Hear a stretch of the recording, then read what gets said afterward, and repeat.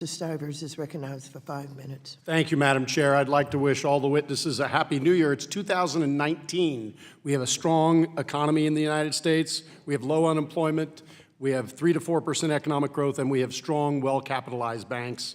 So rather than relitigating the Dodd-Frank Act, I'd like to talk about the pressing financial issues and financial challenges and current issues of today. My first question, and I'd like to go down the line, and if you could each be brief, for each of you is, what do you think the biggest risk to our financial system is today? Our ability to talk ourselves into the next recession. I think probably the cyber we already mentioned, that is the biggest. I think the growing non-bank segment, I don't think it's systemic yet, but I think it's growing very rapidly. It should be closely monitored. Global growth is slowing. U.S. growth is slowing a little bit. Global growth is slowing, and ultimately that will have impact on ability to service credit around the world, and that impacts the financial system. I agree that cyber, as we spoke about earlier, non-banks not being under the tent is a critical issue, and ultimately we're all going to reflect the economy, as James said, and so we'll ebb and flow with it. But right now we see American economy solid. Cyber, as we spoke about earlier, and also the fact that our growth is slowing around the world. I agree with that. Cyber first and slowing growth second. Cyber, certainly first. I'd also say slowing growth around the world, but in particular, the difficulties that lie ahead in the relationship between the U.S. and China.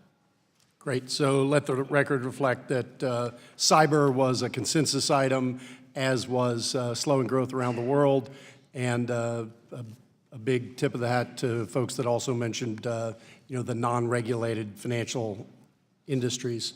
I want to shift for just a second, follow up on something that Mr. Duffy asked, and because he talked mostly to you, Mr. Diamond, I'll follow up. He talked about the American sanctions that we are able to levy on the rest of the world when they are bad actors or criminals. And we had Secretary Mnuchin in here yesterday. He spoke to the fact that the importance of the dollar and the large financial institutions we have are critical to our ability to enforce our sanctions. Mr. Diamond, you already spoke to the fact that your large customers, if you didn't bank them, would be banked by foreign national banks. In the absence of U.S. banks, if we only had big foreign banks, how do you feel like big European banks or state-owned banks in China would do at helping us enforce American sanctions against bad actors and rogue regimes around the world, for example, Iran? No, the sanctions have to be executed by the banks in America. And it's because we move all that money and because we do exactly what OFAC and Treasury, and they tell us what to do, but we have to execute it. The second thing is you have to have a reserve currency.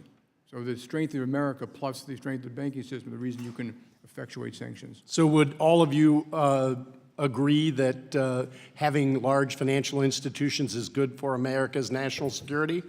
Can you just raise your hand if you agree with that statement? Let the record reflect that everyone raised their hand. Because cyber was such a consensus item, I have 1 minute and 24 seconds to deal with that very important issue now.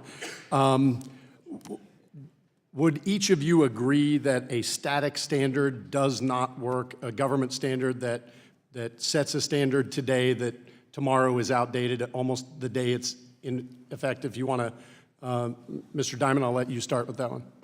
Absolutely. It changes every day. It's going to be going on for the rest of our lives, and it is really critical. Great. And while I have 55 seconds left, I want to mention anti-money laundering. It came up with in some of the comments that you made. Across the board, you all fill out suspicious activity reports. Could you raise your hand if you do not get any feedback from the government when you fill those out? Does anybody get, let me ask it the other way. Could you raise your hand if you do get feedback on your suspicious activity reports? Great. I let the record reflect that none of these institutions get feedback from FinCEN. We have to work hard to make a better system where you actually get feedback and know that the information you're giving them is helping us catch the bad guys and keep our financial system clean. So We all are going to work with the Treasury Department and FinCEN to improve that process. Thank you all for your time today.